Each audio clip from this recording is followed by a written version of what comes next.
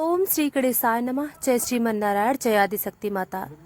दोस्तों, बैसाख मास महात्म्य कथा अध्याय 5 तक श्रवण कर चुके हैं।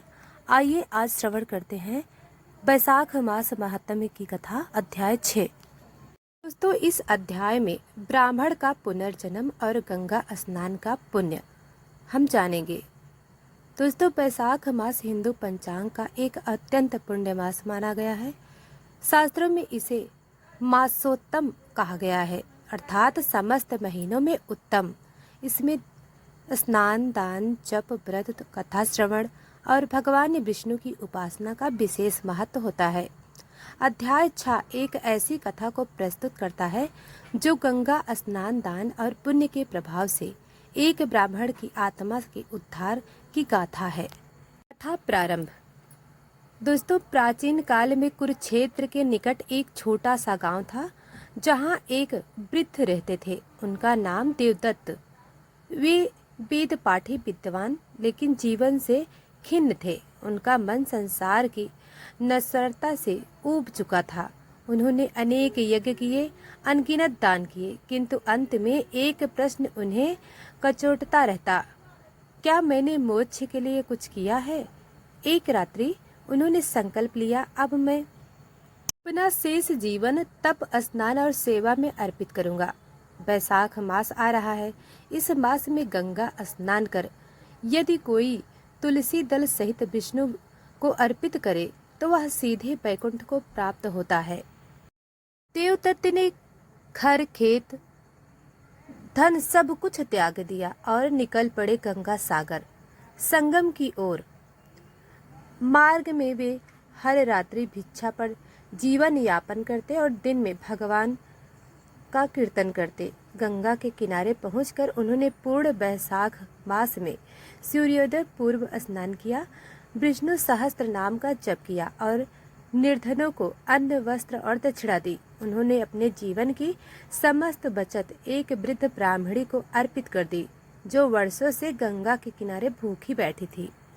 एक दिन जब वह गंगा में स्नान कर रहे थे, एक दिव्य रूप प्रकट हुआ। गंगा देवी स्वयं प्रकट हुईं। गंगा देवी बोली, हे ब्राह्मण, तेरे तप से मैं प्रसन्न हूँ, मांगो जो चाहो मांगो।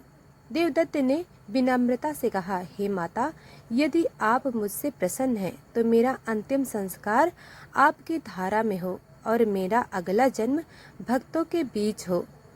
गंगा देवी ने वरदान दिया, बैसाख मास में जो भी गंगा स्नान करेगा, पुण्य करेगा, कथा सुनेगा, वह मेरे ही चरणों में स्नान पाएगा। और हे ब्राह्मण, तेरा अगला जन्म एक भक्त परिवार में होगा जहाँ तुझे भगवतिक सहज प्राप्त होगी। समय बीता, देवदत्त का शरीर त्याग हुआ। कुछ वर्षों बाद एक धनी वैश्य परिवार में बालक का जन्म हुआ। उसका नाम रखा गया विष्णुदास। यह कोई और नहीं, वही ब्राह्मण देवदत्त थे। विष्णुदास बाल्यकाल से ही अत्यंत बुद्धिमान और भगवतक थे। वे बाल्यकाल से ही बैसाख मास की पूजा, गंगा स्नान, तुलसी सेवा और भगवान विष्णु की आराधना में लगे रहते थे। पिता पूछते, बेटा इतनी भक्ति क्यों? विष्णुदास मुस्कुराकर कहते, पिताजी, आत्मा को उसका घर याद है।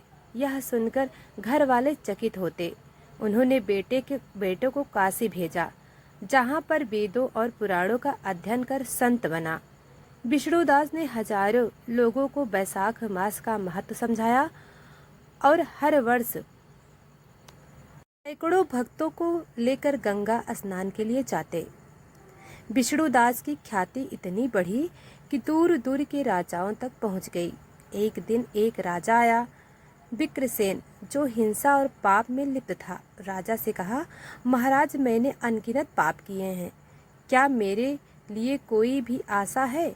विष्णुदास ने शांत स्वर में कहा, राजन, बैसाख मास का एक भी दिन यदि तुम संकल्प पूर्वक गंगा स्नान करो, अन्न दान करो और भगवान विष्णु सहस्त्र नाम का पाठ करो तो भगवान तुम्हें क्षमा कर देंगे। राजा ने उस वर्ष बैसाख मास में नित्य ब्रह्म मुहूर्त में गंगा स्नान किया। महीने के अंत में उसका हृदय परिवर्तन हो गया। उसने युद्ध छोड़कर सेवा में जीवन समर्पित किया और जन कल्याण का कार्य किया।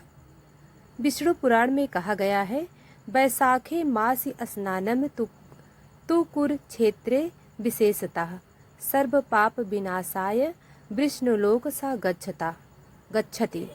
अर्थात वैशाख मास में कुरुक्षेत्र या तीर्थों में जो स्नान करता है वह समस्त पापों से मुक्त होकर विष्णुलोक को प्राप्त करता है। दोस्तों, वैशाख मास का महत्व केवल ब्रह्म आडंबर में नहीं बल्कि आत्मचिंतन, सेवा और पुण्य कर्मों में है। गंगा स्नान केवल जल में स्नान नहीं, आत्मा की शुद्धि है। दान और सेवा से मनुष्य अपने पापों से मुक्त हो सकता है। पुनर्जन्म और मोक्ष केवल कथाओं में नहीं, व्यवहारिक जीवन में भी संभव है। दोस्तों, आज का यह अध्याय समाप्त हुआ। हम आगे आपको 7वां अध्याय सुनाएंगे। तो दोस्तों, अगर वीडियो को लाइक सब्सक्राइब नहीं किया है तो अभी कर लें। धन्यवाद।